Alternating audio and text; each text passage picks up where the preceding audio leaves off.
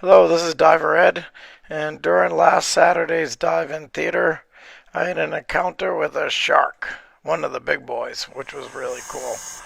And you can see, this is at the end of my dive. I'm just picking up some sand dollars here, and you'll be able to hear me talking through my mask, and it's getting recorded on the camera inside the housing, so the recording's not very good. But I'm trying to find a sea cucumber. After I pick up this blood star, I'm still looking at the bottom, and I do not see that shark.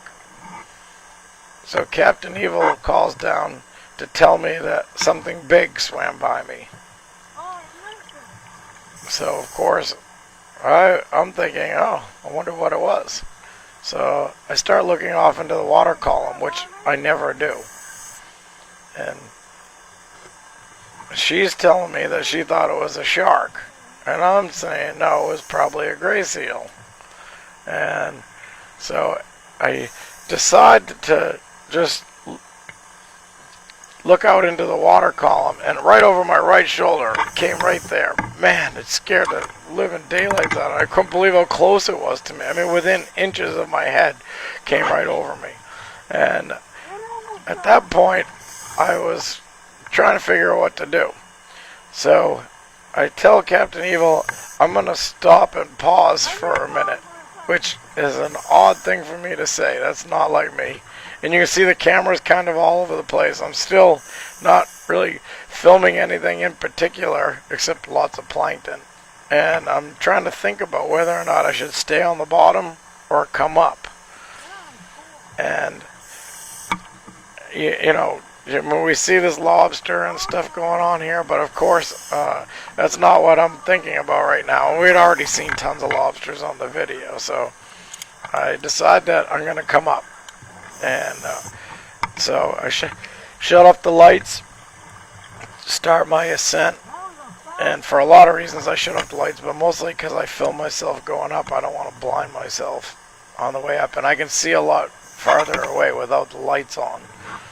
And so I'm coming up. Now, I like to leave a third of my tank for my ascent. So you'll hear my 1000 PSI alarm going off.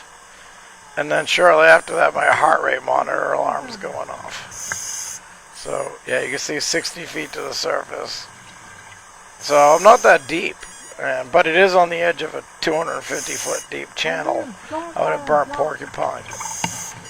And I did feel like I was being stalked by a shark. First of all, the chance of me seeing, like catching it on film, is really rare, because even though we know they're there, you know, I'm always looking at the bottom or like this, filming myself.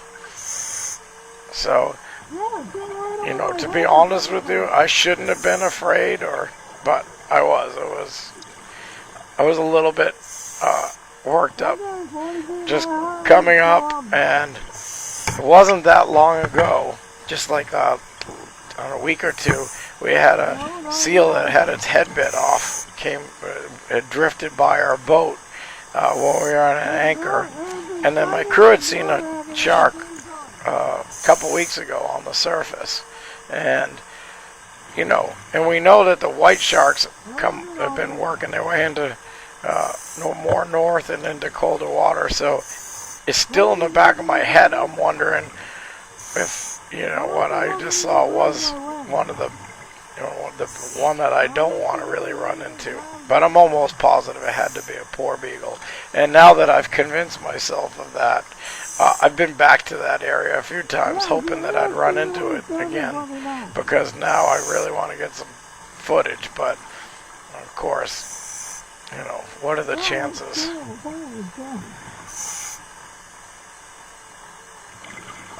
And it was quite an amazing experience.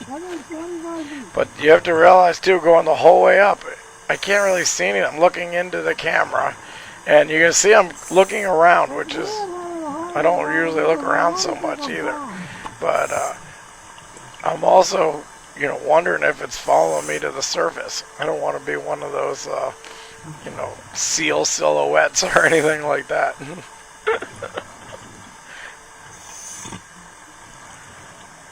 But And then Minnie had just got involved. Usually on the way up, Minnie is in the camera all the time, but you can see he's still doing fine. Although he did one more dive after that, and then he retired.